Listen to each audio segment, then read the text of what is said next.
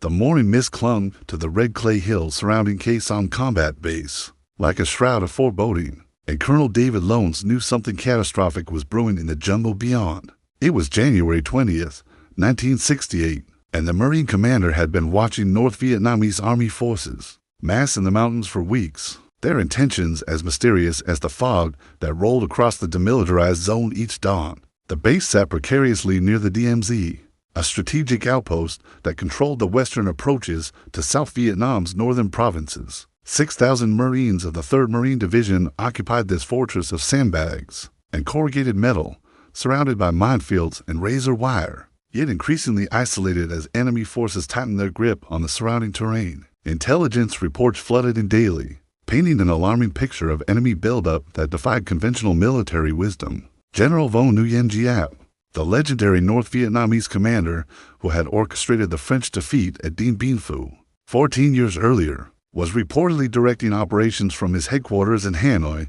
The parallels were not lost on American military planners, who remembered how the French had been lured into a similar remote outpost only to face annihilation. Yet President Lyndon Johnson and General William Westmoreland, commander of Military Assistance Command Vietnam, were determined that history would not repeat itself. The strategic importance of Sanh extended far beyond its geographic position. The base served as a crucial element in Operation Niagara, the massive bombing campaign designed to prevent enemy infiltration along the Ho Chi Minh Trail. From this vantage point, American forces could monitor and interdict the flow of supplies and reinforcements moving south. To support Communist forces throughout South Vietnam, the loss of Sanh would create a gaping hole in American defensive lines, potentially allowing thousands of enemy troops to pour into the northern provinces unchecked. As dawn broke on January 21st, the tranquility of the morning was shattered by the distinctive whistle of incoming artillery. North Vietnamese gunners, positioned in the surrounding hills and across the DMZ in North Vietnam, unleashed a devastating barrage that would mark the beginning of one of the longest and most intense sieges in American military history. Explosions rocked the base as 100 and 30mm guns and rocket-propelled grenades rained down on Marine positions, sending shockwaves through bunkers and trenches carved into the unforgiving terrain.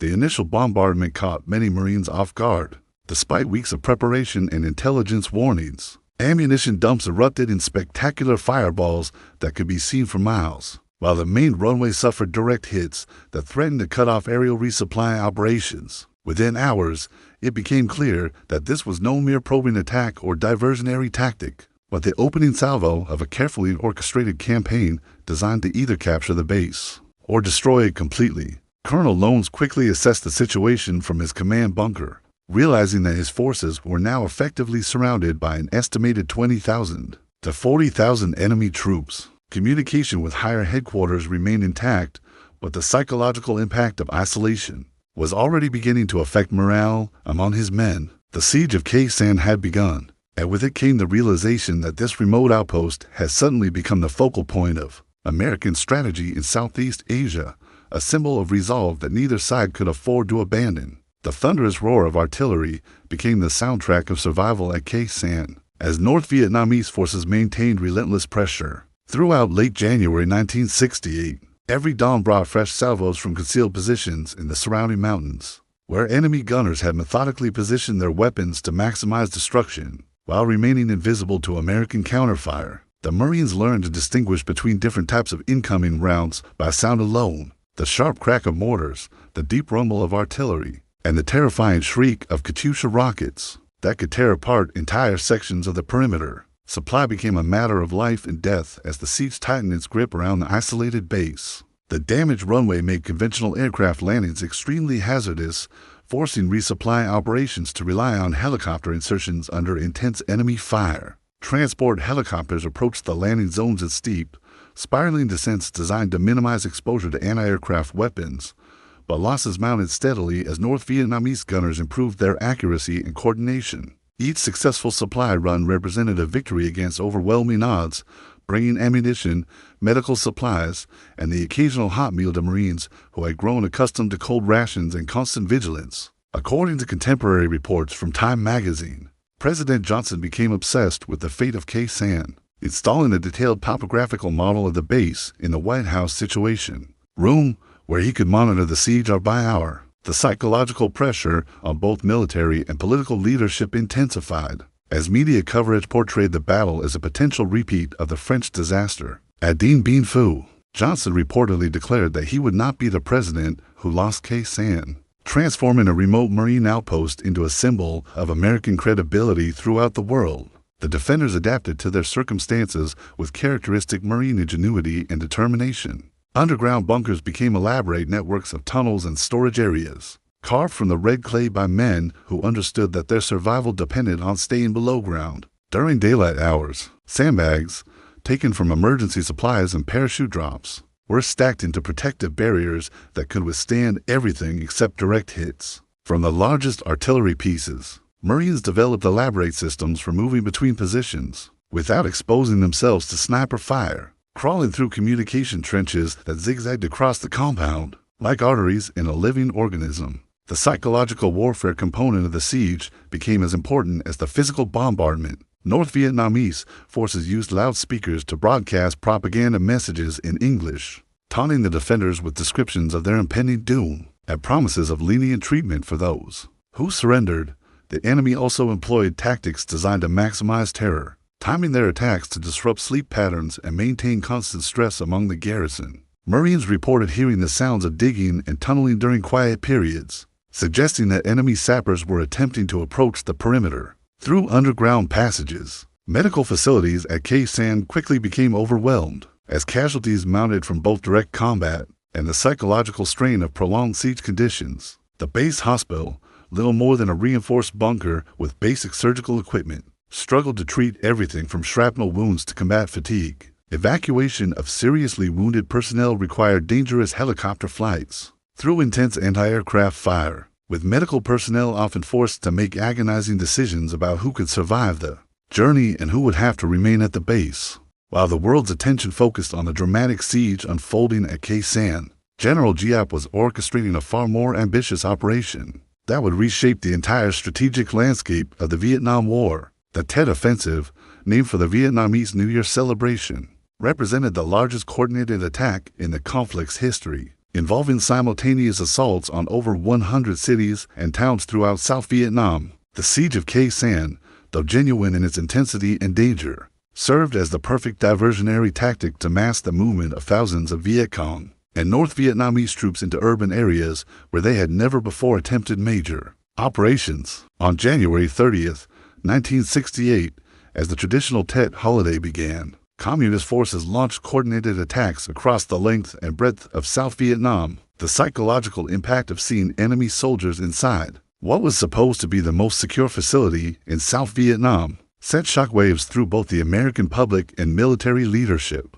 Hue, the ancient imperial capital of Vietnam, became the scene of the most prolonged and destructive urban battle of the entire war. North Vietnamese forces seized control of the citadel, the massive fortress complex that had served as the seat of Vietnamese emperors for centuries, and raised their flag over its walls in a powerful symbolic gesture. The battle for Hue would rage for 27 days, involving house-to-house fighting that reduced much of the historic city to rubble. American and South Vietnamese forces, unaccustomed to urban warfare on such a scale, struggled to adapt their tactics to an environment where every building could conceal enemy positions and every street corner presented a potential ambush.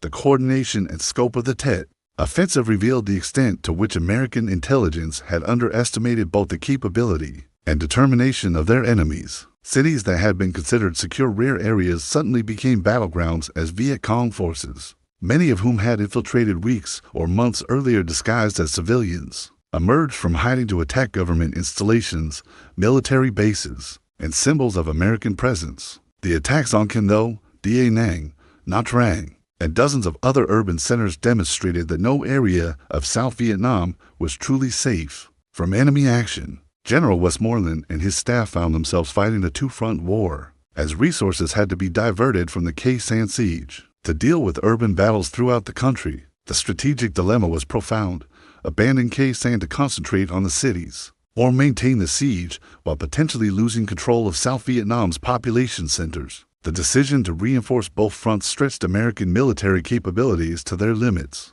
and highlighted the fundamental challenges of fighting a war against an enemy who could choose when And where to engage? The media coverage of the Tet Offensive marked a turning point in American public perception of the Vietnam War. Television reports showing enemy forces operating in the heart of Saigon, combined with graphic footage from urban battles throughout South Vietnam, contradicted official statements about progress in the war effort. Walter Cronkite's famous editorial declaring the war a stalemate reflected growing skepticism among journalists and the general public about the military's ability to achieve victory in Vietnam. February 1968 brought Khe Sanh to the edge of catastrophe, as North Vietnamese forces intensified their assault with a ferocity that tested every aspect of the Marine defenders' endurance and skill. The base had been under siege for nearly a month, and the constant bombardment had transformed the once organized military installation into a moonscape of craters, twisted metal, and hastily reinforced positions that bore little resemblance to conventional military engineering. Every structure above ground had been damaged or destroyed, forcing the entire garrison to live like moles in an underground warren of tunnels and bunkers. The ammunition shortage reached critical levels, as enemy artillery continued to target supply helicopters with devastating accuracy. Marine artillery batteries, which had been providing crucial defensive fire, were forced to ration their shells carefully, saving ammunition for only the most threatening enemy movements. The psychological impact of reduced firepower support weighed heavily on infantry units manning the perimeter, who had grown dependent on their big guns to break up enemy assaults before they could reach the wire barrier surrounding the base. Colonel Lones faced impossible decisions as casualty reports mounted and medical supplies dwindled to dangerously low levels. The base hospital had been hit repeatedly, forcing medical personnel to treat wounded Marines in improvised facilities that barely qualified as first aid stations. Triage became a daily reality as doctors worked by candlelight and flashlights, performing surgery without adequate anesthesia or sterile conditions. The walking wounded were expected to return to duty as soon as they could hold a rifle, while the seriously injured faced the terrible uncertainty of whether evacuation helicopters could reach them in time. Operation Niagara, the massive bombing campaign supporting Khe Sanh, reached unprecedented levels of intensity as American air power attempted to relieve pressure on the besieged garrison. B-52 Stratofortresses flew round-the-clock missions from bases in Thailand and Guam, dropping thousands of tons of bombs on suspected enemy positions in the surrounding mountains. The bombing was so intense that seismographs in distant countries registered the explosions. Yet enemy artillery fire continued with undiminished accuracy, suggesting that North Vietnamese forces had developed sophisticated methods for protecting their weapons and personnel.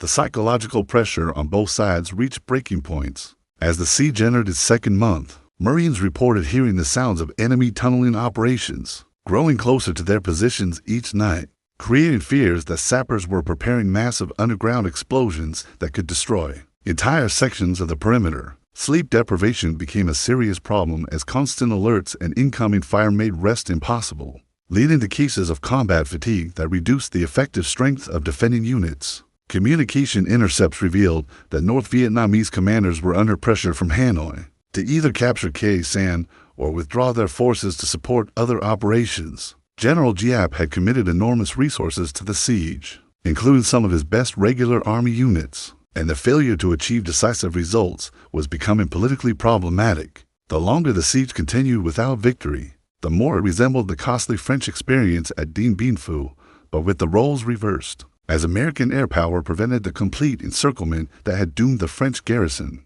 The strategic situation beyond Khe Sanh continued to deteriorate, as the Tet Offensive exposed the vulnerability of South Vietnamese government forces and revealed the depth of popular discontent in urban areas. American military planners began to question whether holding Khe Sanh was worth the enormous cost in resources and attention, when more critical battles were being fought for the hearts and minds of the South Vietnamese people in cities and towns throughout the country. March brought subtle but significant changes to the strategic balance around Khe Sanh, as American forces began to gain the upper hand in the deadly chess match that had consumed both sides for over 2 months. Operation Niagara had evolved from desperate close air support into a systematic campaign to destroy North Vietnamese artillery positions and supply lines, with targeting becoming increasingly precise as intelligence improved and enemy movements became more predictable. The relentless bombing was finally beginning to have cumulative effects, forcing enemy gunners to relocate frequently and reducing the accuracy and intensity of their fire. The arrival of the 1st Cavalry Division Airmobile marked a turning point in the siege as General Creighton Abrams, who had replaced Westmoreland as field commander, launched Operation Pegasus to relieve the embattled garrison. The airmobile assault represented a new approach to breaking the siege, using helicopter mobility to establish landing zones beyond the enemy's defensive perimeter, and then advancing overland to link up with the Marines at Sanh. The operation required unprecedented coordination between air and ground forces, with timing measured in minutes rather than hours as helicopters delivered assault troops directly into combat zones. The 1st Battalion, 9th Cavalry, known as the 1st of the 9th, spearheaded the relief effort with their characteristic aggressive reconnaissance tactics that had earned them fame throughout Vietnam, flying low-level missions in their light observation helicopters. Cavalry scouts identified enemy positions and weaknesses in the North Vietnamese defensive network that had surrounded Sanh for months. These aerial reconnaissance missions, conducted under intense enemy fire, provided crucial intelligence that allowed American commanders to plan their assault routes and coordinate supporting artillery fire. The psychological impact of the relief operation extended far beyond its military significance as news of advancing American forces reached the besieged garrison through radio communications and aerial observation. Marines who had endured months of constant bombardment and isolation suddenly found themselves part of a larger offensive operation, with their survival no longer dependent solely on their own offensive efforts. The knowledge that powerful reinforcements were fighting to reach them provided a tremendous morale boost that translated into improved performance and reduced combat fatigue among the defenders. According to reports from the New York Times during this period, President Johnson closely monitored the relief operation from the White House Situation Room, understanding that failure to break the siege would have catastrophic political consequences for his administration and American credibility worldwide. The successful coordination of multiple military units in the relief effort demonstrated American tactical flexibility and operational capability, countering critics who argued that conventional forces were inadequate for the challenges of fighting in Vietnam. North Vietnamese forces found themselves caught between the defending Marines and the advancing relief columns, forcing them to fight a two-front battle for which they were poorly prepared. The enemy's defensive positions, carefully constructed to repel attacks from Sanh outward, were vulnerable to assault from the opposite direction, as cavalry units established blocking positions on supply routes and escape paths. Enemy commanders faced the difficult decision of whether to continue the siege against increasingly unfavorable odds or withdraw their forces before they could be destroyed piecemeal by converging American units. The logistical triumph of Operation Pegasus demonstrated American military capability at its finest, as engineers rapidly constructed landing zones and supply routes in terrain that had been considered impassable. Combat engineers, working under enemy fire, carved helicopter landing pads from mountain slopes and established ammunition storage areas that could support sustained offensive operations. The speed and efficiency of these construction efforts reflected months of planning and preparation that had been conducted while the siege continued, proving that American military leadership had learned valuable lessons from earlier setbacks in the war. April 1st, 1968, marked the official end of the 7-to-7-day siege of Sanh, as elements of the 1st Cavalry Division successfully linked up with the Marine defenders, breaking the North Vietnamese encirclement that had threatened to create another Dien Bien Phu. The relief operation had succeeded beyond the most optimistic predictions, with cavalry units advancing faster and encountering less resistance than anticipated, suggesting that enemy forces had begun withdrawing before the final assault. The psychological victory was immense, demonstrating that American military power could not be defeated by siege tactics, regardless of how skillfully executed or persistently maintained. The condition of the Marine garrison revealed the true cost of their heroic defense, as relief forces observed the extent to which constant bombardment and privation had affected both men and equipment. The base itself had been virtually destroyed, with every above-ground structure reduced to rubble and the famous airstrip rendered unusable by countless artillery impacts. The Marines had survived by adapting to subterranean warfare, creating an elaborate network of tunnels and bunkers that represented one of the most sophisticated defensive systems constructed during the entire war.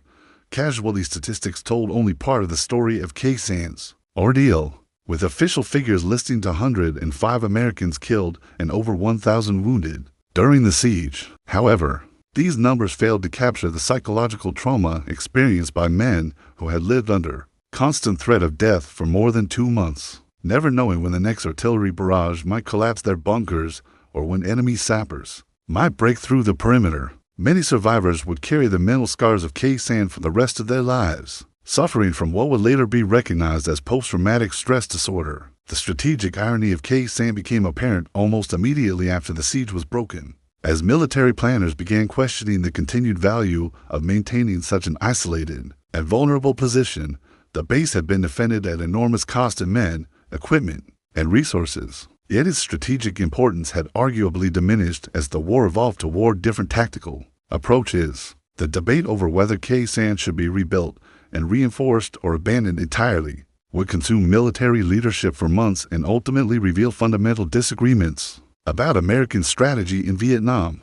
Forces completely evacuated and destroyed Sanh combat base, reducing to rubble the installation that had been defended so tenaciously just months earlier. The demolition was thorough and systematic, with engineers using explosives to destroy every bunker, tunnel, and fortification that had been constructed during the siege. The runway was cratered beyond use, and the entire area was returned to the jungle growth that had covered it before American forces first established their presence. The abandonment of Sanh sparked intense criticism from both military professionals and political leaders who questioned the wisdom of sacrificing so much to defend a position that was ultimately considered expendable. Critics argued that the siege had been a costly diversion that prevented American forces from concentrating on more important objectives, while supporters maintained that the successful defense had demonstrated American resolve and prevented enemy forces from achieving their primary strategic objectives. The debate reflected deeper uncertainties about American goals and methods in Vietnam that would continue to plague the war effort. The siege had demonstrated that American forces could defend any position they chose to hold, regardless of enemy pressure, but it had also revealed the enormous costs associated with such defensive commitments. The successful defense of Sanh had prevented a military disaster, but the subsequent abandonment of the base raised troubling questions about the overall direction and purpose of American involvement in Vietnam. The dual legacy of Sanh and the Tet Offensive would reverberate through American military and political consciousness long after the last shots were fired and the final positions abandoned. These two interconnected campaigns, fought simultaneously during the opening months of 1968, had demonstrated both the strengths and limitations of American military power in ways that would fundamentally reshape public perception of the Vietnam War. The successful defense of Sanh proved that American forces could not be defeated by conventional siege tactics, while the widespread urban battles of Tet revealed that military victory alone could not achieve the political objectives for which the war was being fought. General Giap's strategic masterstroke in using Sanh as a diversionary operation, while launching coordinated attacks throughout South Vietnam, had succeeded beyond his most ambitious expectations. Although North Vietnamese forces failed to hold any of the cities they captured during Tet and suffered enormous casualties in the process, they had achieved their primary objective of undermining American public confidence in the war effort. Television images of enemy soldiers fighting inside the American embassy compound in Saigon had more impact on American public opinion than any number of tactical victories in remote jungle outposts. The siege of Sanh had consumed vast American resources that might otherwise have been available to counter the Tet Offensive in its crucial opening phases. Over 100,000 tons of bombs were dropped in support of the base, while thousands of Marines and supporting personnel were tied down in defensive operations that contributed little to the broader war effort. The opportunity cost of defending Sanh became apparent only in retrospect, as military historians analyzed the complex relationship between these simultaneous campaigns and their cumulative impact on American strategy. President Johnson's political career became an indirect casualty of these battles, as the gap between official optimism and battlefield reality became impossible to reconcile. The successful defense of Sanh should have represented a significant victory that enhanced American prestige and demonstrated military competence. Yet it occurred within the context of the Tet Offensive, which revealed the fundamental weakness of South Vietnamese government forces and the depth of enemy infiltration throughout the country. Johnson's decision not to seek re-election in 1968 reflected his recognition that military success alone could not solve the political problems that had made the war increasingly unpopular at home. The tactical lessons learned at Sanh would influence American military doctrine for decades as commanders studied the complex relationship between firepower, logistics, and morale in sustained defensive operations. The successful use of massive air power to support an isolated garrison became a model for later conflicts, while the psychological challenges of prolonged siege conditions led to improved understanding of combat stress, its effects on military effectiveness.